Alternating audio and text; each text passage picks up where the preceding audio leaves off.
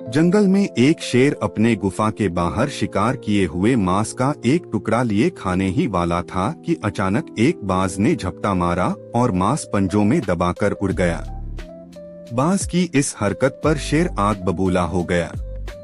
उसने यह तय कर लिया कि वह जंगल के सारे पक्षियों को खा जाएगा। एक दिन शेर ने जानवरों को बुलाकर कहा, सुनो, मैं तुम्हें आदेश देता हूँ कि इस जंगल के सभी पक्षियों का शिकार कर लो। मैं इस जंगल में एक भी पक्षी जिंदा नहीं देखना चाहता। मैं खुद भी शिकार करूंगा और तुम भी इस मुहिम पर निकल जाओ। शेर के साथी तो पहले ही उन पक्षियों से परेशान थे, क्योंकि वे अक्सर उनका मारा हुआ शिकार ले उड़ते थे। अब वे रात को जब पक्षी अपने घोंसलों में सो रहे होते, उन्हें खा जाते। उल्लू ऐसा पक्षी है जो रात को नहीं सोता। उसने जब देखा कि रात को जंगल के जानवर पक्षियों को खाकर खत्म कर रहे हैं, तो एक दिन उसने सभी पक्षियों को इकट्ठा किया और कहा, भाइयों, मैं रात भर जागता हूँ।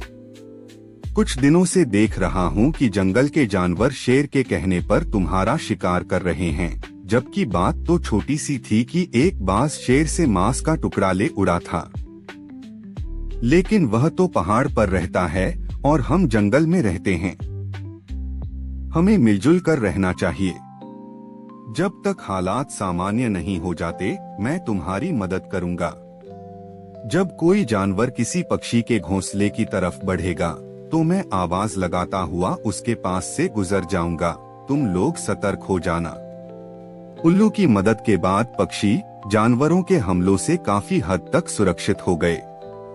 एक चमगादड़ जो पक्षियों के शिकार होने से परेशान थी, एक दिन शेर के दरबार में गई और बोली, जनाब, मेरा पक्षियों से कोई लेना देना नहीं।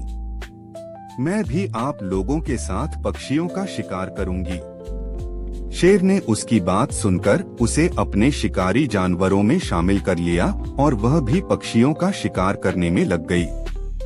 एक दिन सुबह सुबह जब ये सभी जानवर रात भर पक्षियों का शिकार करके थके हुए सो रहे थे, तो जंगल के सारे पक्षियों ने अपनी अपनी चोंच और पंजों में अपने आकार के अनुसार कंकड़ और पत्थर दबाए और सोए हुए जानवरों पर बरसाना शुरू कर दिया। सभी जानवर इधर उधर भागने लगे।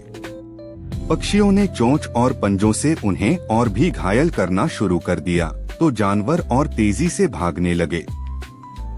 चालाक चमगादड़ ने यह नजारा देखा तो समझ गई कि जानवर हार गए हैं।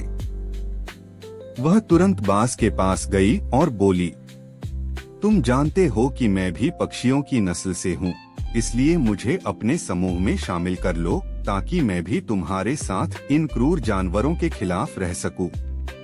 बाज ने उसे अपने समूह में शामिल कर लिया और लड़ाई और तेज हो गई।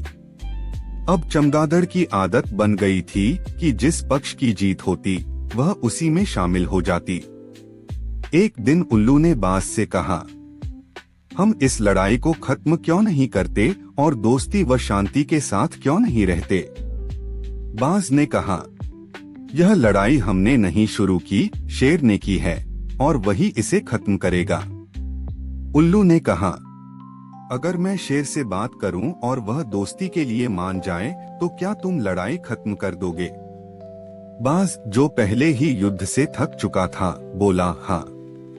उल्लू शेर के पास गया और बोला, हे जंगल के राजा, क्या हम जानवर और पक्षी आपस में प्यार और शांति के साथ इस जंगल में नहीं रह सकते? क्या यह लड़ाई खत्म नहीं हो सकती?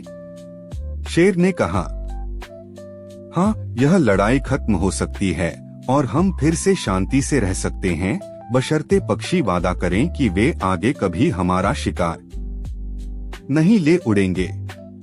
पक्षियों ने वादा किया कि वे कभी भी उनका शिकार नहीं छीनेंगे। जब दोनों में सुलह हो गई, तो चमगादड़ फिर निकल आई और बोली, मैं भी इस सुलह में शामिल हूँ। बाज और शेर ने कहा, तुम तो मतलब परस्त और कायर चमगादड़ हो। हम तुम्हें अपने साथ नहीं रख सकते। सारे जानवरों और पक्षियों ने उसे बुरा भला कहा। चमगादड़ अपनी चालाकी पर बहुत शर्मिंदा हुई और चुप